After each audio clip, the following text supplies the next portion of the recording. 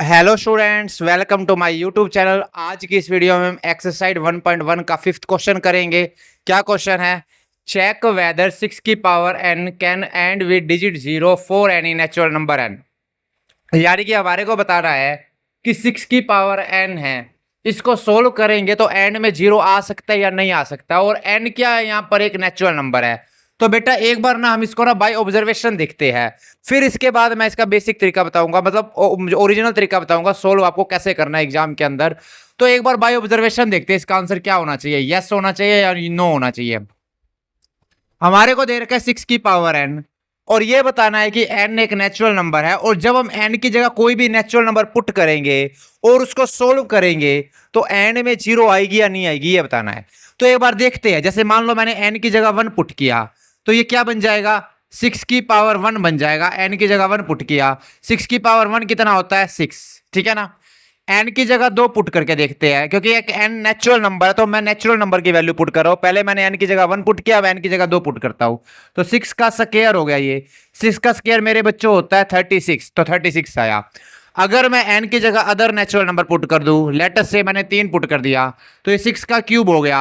6 का क्यूब कितना होता है? 6 6 जा 36, 36 6 जा 216, 216 होता है। इसी तरीके से आप पुट करते जाओ। तो ध्यान से देखो कि कभी भी 0 एंड में नहीं आ रहा है। इसने पूछा है कि जब कोई भी नेचुरल नंबर है n, तो 6 की पावर n में n नेचुरल नंबर रखेंगे, क्या n में कभी सोल्व करने पर 0 आएगा? तो हमारा आंसर है 0 नहीं आ रहा है। 0 नहीं आ रहा तो इसका आंसर नो आएगा। एक बात तो पता चल गई। लेकिन हमारे को जो क्वेश्चन करना है ना, वो इस तरीके से नहीं करना, हमारे को क्वेश्चन करना है एक अलग तरीके से करना है। आइए मैं आपको बताता हूं कि आपको क्वेश्चन कैसे करना है। और वो क्वेश्चन करने से पहले मैं आपको एक बेसिक कंसेप्ट बताऊंगा, पहले आपको उस पर फोकस करना है। ठीक है ना। तो बेटा एक बेसिक कंसेप्ट समझ लो पहले। मान लो हमारे पास 3-4 नंबर है, मैं आपको उसका प्राइम फैक्टराइजेशन करके दिखाता हूं, और आपको वहां से एक चीज ऑब्जर्व करनी है। ये क्वेश्चन एग्जाम में अगर करना कैसे है वो आगे मैं आपको बताता हूं, लेकिन उसके लिए पहले आपको ये समझना पड़ेगा। मान लो हमारे पास एक नंबर है 20, एक नंबर है हमारे पास 35, एक नंबर है 60, और एक नंबर है हमारे पास लेटर से 84। 84 उठा लेते हैं। ये 4 नंबर है। मैं पूछूं इन चारों नंबर का प्राइम फैक्टराइजेशन करके दिखाओ, तो आप कहोगे सर ये तो बहुत इजी है, प्राइम फैक्टराइजेशन करते हैं। 20 का प्राइम फैक्टराइजेशन कितना होगा? यहाँ पे 10 आ गया, 5 5 1, तो 20 का प्राइम फैक्टराइजेशन हो गया 2 मल्टीप्लाई बाय 2 मल्टीप्लाई बाय 5। 35 का प्राइम फैक्टराइजेशन मैं कहूँ करके दिखाओ, तो क्या करोगे बेटा तुम? ये तो 35 की वैल्यू आ गई 5 मल्टीप्लाई बाय 7। एक बार मैं आपको बेसिक कंसेप्ट बताता हूँ, क्वेश्चन बाद में सोल्व करेंगे। ठीक है ना। 60 का प्राइम फैक्टराइजेशन करें तो क्या आएगा? 30, 2 की वैल्यू पे फिर जाएगा ये 15, अब 3 की वैल्यू पे जाएगा 5 5 1। 84 का प्राइम फैक्टराइजेशन करें तो कितना आएगा? 42, 2 पे जाएगा तो कितना आएगा? 21, 3 पे जाएगा तो कितना आएगा? 7 7 1। तो 84 का प्राइम फैक्टराइजेशन हो गया 2 multiply by 2 multiply by 3 multiply by 7। यहां पर बेटा एक बात ध्यान रखो, एक बात ऑब्जर्व करनी है अब आपको, बस अगर आपने वो बात सही से ऑब्जर्व कर ली ना तो आपको समझ आ जाएगा कि ये क्वेश्चन कैसे सोल्व होगा। यहां पर मैंने 2 नंबर ऐसे लिखे थे जिसके एंड में 0 था, एक 20 लिखा था और एक 60 लिखा था, और 2 नंबर ऐसे लिखे थे जिसके एंड में 0 नहीं था। तो ध्यान से देखो, जिसके एंड में 0 था, जैसे कि 20 है और 60 है, ये 2 नंबर थे, इनके एंड में 0 था। ये जो 2 नंबर है जिनके एंड में 0 था, जब मैंने इनका प्राइम फैक्टराइजेशन किया, ध्यान रखो इसमें 2 भी आ रहा है और 5 भी आ रहा है। 60 के प्राइम फैक्टराइजेशन करोगे, 60 का मैंने नहीं लिखा एक्चुअल में यहां पर, ये 60 का अगर हम प्राइम फैक्टराइजेशन करेंगे, क्या है 60 का? 2 multiply by 2 multiply by 3 multiply by 5। तो इसमें भी देखो 2 भी आ रहा है और 5 भी आ रहा है, और लेकिन 35 में 5 आ रहा है, 2 नहीं आ रहा। 85 के प्राइम फैक्टराइजेशन में 2 तो आ रहे हैं लेकिन 5 नहीं आ रहे। तो यहां पर यह चीज नोटिस करनी की है कि जब हमारे पास एंड में 0 है, किसी भी नंबर के एंड में 0 है, जैसे 60 है और 20 है, इनके एंड में 0 है, तो जब मैंने इनका प्राइम फैक्टराइजेशन किया तो उसके प्राइम फैक्टराइजेशन में 2 भी आ रहा है और 5 भी आ रहा है, यहां पे 2 भी आ रहा है और 5 भी आ रहा है। और जिस नंबर के एंड में 0 नहीं था, जैसे कि 35 और 84, इनके एंड में 0 नहीं था, और इनके प्राइम फैक्टराइजेशन में 2 और 5 दोनों नहीं आ रहे, इसमें सिर्फ 5 आ रहा है, 2 नहीं आ रहा, इसमें 2 आ रहा है और 5 नहीं आ रहा। इसका मतलब क्या हुआ?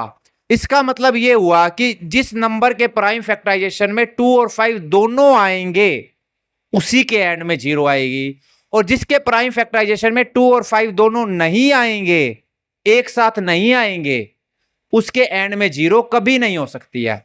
ठीक है ना, ये बात समझो। हाँ, ये हो सकता है किसी में 2 कम हो, 5 ज्यादा हो, 2 की संख्या कम हो, 5 की संख्या ज्यादा हो, किसी में 2 की संख्या ज्यादा हो, 5 की संख्या कम हो, वो एक अलग मैटर है।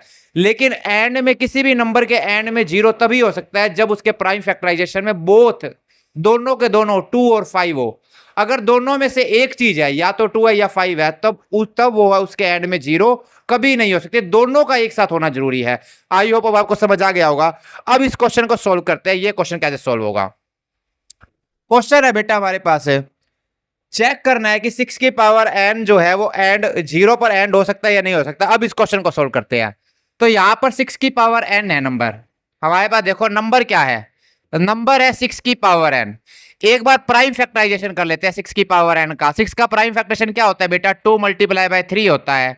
तो ये हो गया 2 की मल्टीप्लाई बाय 3 की पावर n। 6 की जगह 2 इंटू 3 लिख सकते हैं। तो 6 का मैंने प्राइम फैक्टराइजेशन कर लिया पहले तो, और इस नंबर को मैंने यहां लिख दिया 6 की जगह 2 मल्टीप्लाई बाय 3। अब दो नंबर मल्टीप्लाई हो रहे हैं तो अलग अलग करके लिख सकते हो। तो 2 की पावर n अलग कर लो, 3 की पावर n अलग कर लो। तो मतलब 6 की पावर n की वैल्यू क्या आई? 2 की पावर n मल्टीप्लाई बाय 3 की पावर n। तो ये आ गया इसका प्राइम फैक्टराइजेशन। अब n की वैल्यू कुछ भी हो सकती है, 1 2 3 4। मान लो n की वैल्यू 2 है तो या 2 की पावर 2 हो जाएगा और 3 की पावर 2 हो जाएगा। n की वैल्यू 3 है तो ये 2 की पावर 3 और 3 की पावर 3 हो जाएगा। ठीक है ना। मेन बात है कि 6 की पावर n का प्राइम फैक्टराइजेशन होगा 2 की पावर n और 3 की पावर n। अब मुझे एक बात बताओ, 6 की पावर n के प्राइम फैक्टराइजेशन में आपको 2 तो दिख रहा है, 3 दिख रहा है, लेकिन क्या 5 दिख रहा है? तो आपको सर नहीं, 5 तो इसके प्राइम फैक्टराइजेशन में नहीं आ रहा है। मैंने आपको अभी क्या बताया, कोई भी नंबर 0 में अगर उसके एंड में होगी तो उसका प्राइम फैक्टराइजेशन में 2 और 5 दोनों होंगे। ठीक है ना। कोई भी नंबर 0 पर तभी एंड होगा जब उसके प्राइम फैक्टराइजेशन में 2 और 5 दोनों होंगे। यहां पर 2 तो है लेकिन 5 नहीं है। तो इसका मतलब 6 की पावर n जो है ना, वो कभी भी 0 मेर एंड नहीं हो सकता है, क्योंकि प्राइम फैक्टराइजेशन में 2 तो आ रहा है लेकिन 5 नहीं आ रहा है। तो हम लिखेंगे नो, यही लाइन लिखेंगे, 6 की power n can not and with 0। ये जो है 0 पर एंड नहीं हो सकता। क्यों नहीं हो सकता प्यारे बच्चों? बिकॉज 6 की power n does not have, ये नहीं रखता है। क्या नहीं रखता है? Does not have 2 and both 2 and 5, both 2 and 5 in its prime factorization. इसके प्राइम फैक्टराइजेशन में 2 और 5 दोनों नहीं आ रहे हैं, इसीलिए ये एंड में 0 इसके नहीं आएगा 6 की पावर n के। क्योंकि किसी की भी नंबर के एंड में 0 तभी होगी जब उसके प्राइम फैक्टराइजेशन में बोथ 2 और 5 होगा। ठीक है ना। तो ये क्वेश्चन का जो प्रूफ है आपको एग्जाम में करना है। ठीक है ना। आई होप आपको समझ आ गया होगा। आज की इस वीडियो में इतना ही। नेक्स्ट वीडियो में हम नेक्स्ट क्वेश्चन करेंगे। Thanks for watching this video. अगर आपको वीडियो अच्छी लगे तो आप चैनल को सब्सक्राइब करें, ज्यादा वीडियो को लाइक और शेयर करें। Thanks for watching.